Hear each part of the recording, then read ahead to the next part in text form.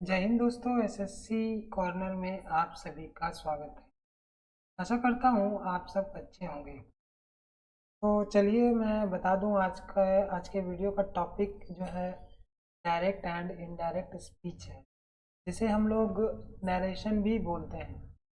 तो आज हम लोग डायरेक्ट और इनडायरेक्ट स्पीच के ऊपर चर्चा करेंगे, उसे सीखेंगे कि उसे कैसे बनाते हैं। और एसएससी के डिफरेंट एग्ज़ाम्स अगर हम लोग देते हैं तो उसमें ये कितना मायने रखता है ये आप लोग सभी जानते हैं। तो इसलिए अब हम लोग स्पीच से नरेशन भी बोलते हैं, उसे हम लोग कंप्लीट करेंगे, उसे सीखेंगे ताकि हम एग्ज़ाम में इसे बना पाए। इससे इसमें जो गलतियाँ रहती हैं इससे रिलेटेड क्वेश्चंस में उसको हम लोग सॉल्व कर पाएँ।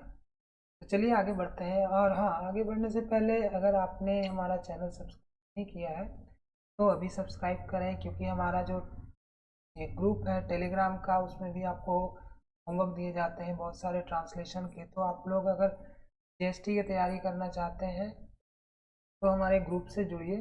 टेलीग्राम ग्रुप है हमारा, व्हाट्सएप भी ग्रुप है, तो आप लोग हमारे ग्रुप से जुड़कर वहाँ पे प्रैक्टिस कर सकते हैं और आपको सीखने को भी बहुत कुछ मिलेगा। और हमारी कोशिश यही रहेगी कि एग्ज़ाम आते आते आपकी तैयारी से हो जाए। चलिए हम लोग आगे बढ़ते हैं और जानते हैं आज स्पीच के बारे में। तो सबसे पहले हम लोग देखेंगे कि स्पीच, ये डायरेक्ट एंड इनडायरेक्ट स्पीच होता क्या है। तो सबसे पहले हम लोग डेफिनेशन में आते हैं। डायरेक्ट स्पीच जब किसी वक्ता के कथन को उसी के शब्दों में व्यक्त किया जाता है, यानी कि जैसे वक्ता ने कहा है हमने उसी तरह उसको लिख दिया है या फिर किसी को बता दिया है, तो हम लोग इसे डायरेक्ट स्पीच कहते हैं।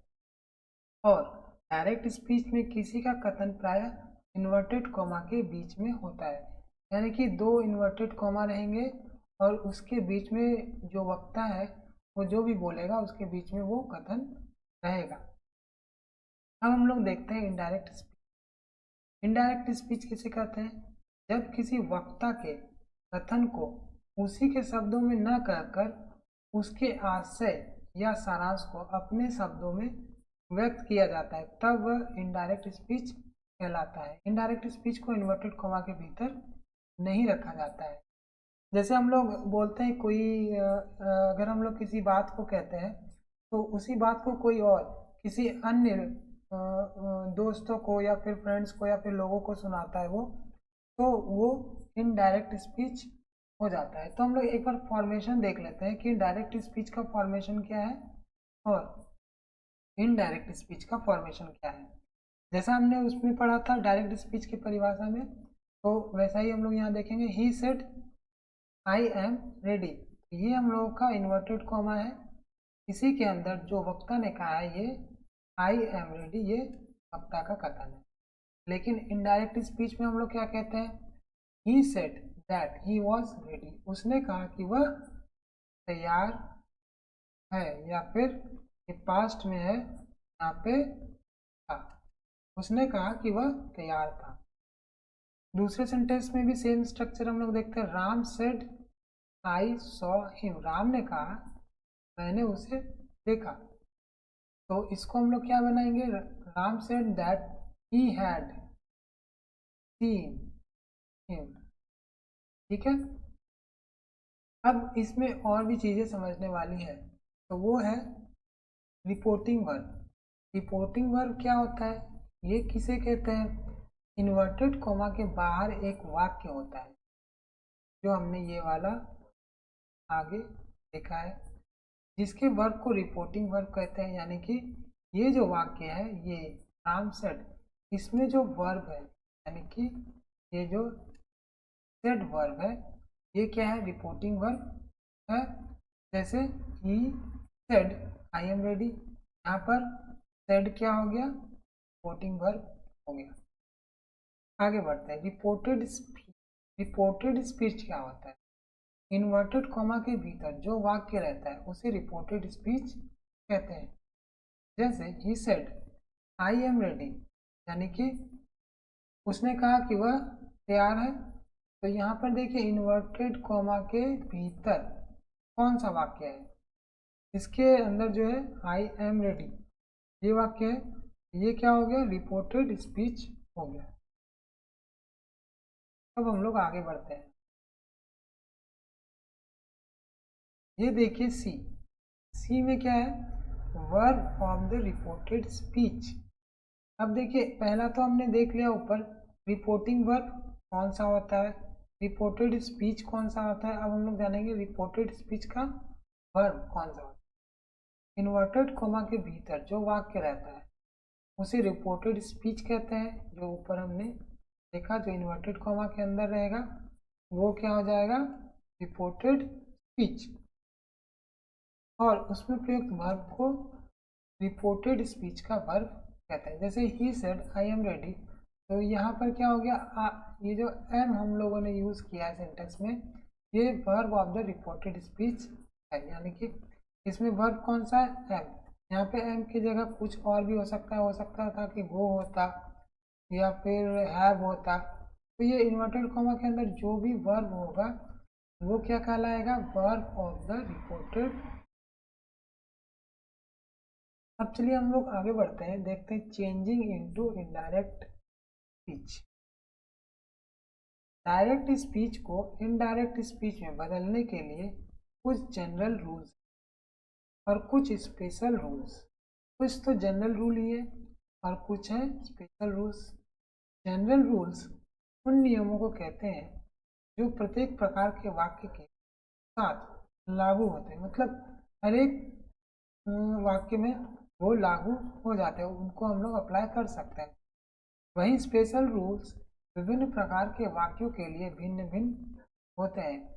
इसकी भी चर्चा हम लोग आगे जब बनाएंगे, सीखेंगे, तब हम लोग इसको देखेंगे। जनरल रूल क्या होता है, इसको भी हम लोग देख लेते हैं। जनरल रूल क्या होता है, चेंज ऑफ पर्सन। ठीक है, जब हम लोग नरेशन बनाएंगे तो उसमें पर्सन किस में बदलेगा। जैसे ये पर्सन हो गया first person, second person, third person, तो इसको हम लोग कैसे चेंज करते जाएंगे। फर्स्ट में आई वी आ गया तो आई वी को कैसे चेंज करना है, सेकंड में यू आ गया तो यू कैसे चेंज होगा, थर्ड में ही हो गया, सी हो गया, इट हो गया, ये सब जो है कैसे हम लोग चेंज करेंगे। उसके बाद आता है हमारा change of tense. Change of tense हम लोग कैसे करेंगे, और इसी में जो है बहुत बड़ी बड़ी गलतियाँ से होती है। तो चेंज ऑफ टेंस को हम लोग एकदम ध्यान रखेंगे। पर्सन में क्या होता है, छोटे छोटे इरर आते हैं और छोटे छोटे इरर में ही हम लोग कंफ्यूज हो जाते हैं, हम लोग कर नहीं पाते हैं। तो इसमें भी इरर आते हैं, चेंज ऑफ टेंस में भी इरर आते हैं। अब change of other parts of speech, तो ये भी हम लोग आगे जब बनाएंगे तो उसमें हम लोग देखेंगे कि इसमें क्या क्या पार्ट्स ऑफ स्पीच के इरर होते हैं। अब हम लोग आते हैं change of person. Change of person में क्या है, डायरेक्ट स्पीच को इनडायरेक्ट स्पीच में बदलने पर इन्वर्टेड कॉमा के भीतर जितने पर्सन हो सके, तो वो फर्स्ट हो, सेकंड हो और थर्ड हो रहते हैं, वे इस नियम के अनुसार बदल दिए जाते। जो हम लोग नीचे देखेंगे वही जो नियम होगा उसके अनुसार हम लोग पर्सन को बदलेंगे।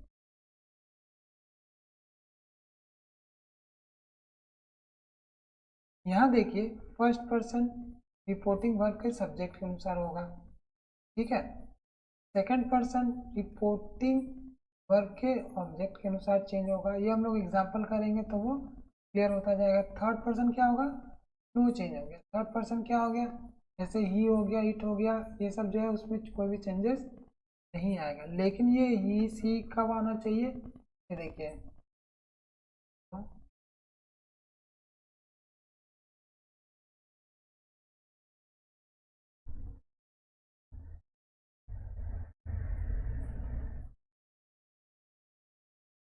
देखिए रिपोर्टिंग वर्ब क्या होता है, जो इन्वर्टेड कॉमा के बाहर का वाक्य होता है।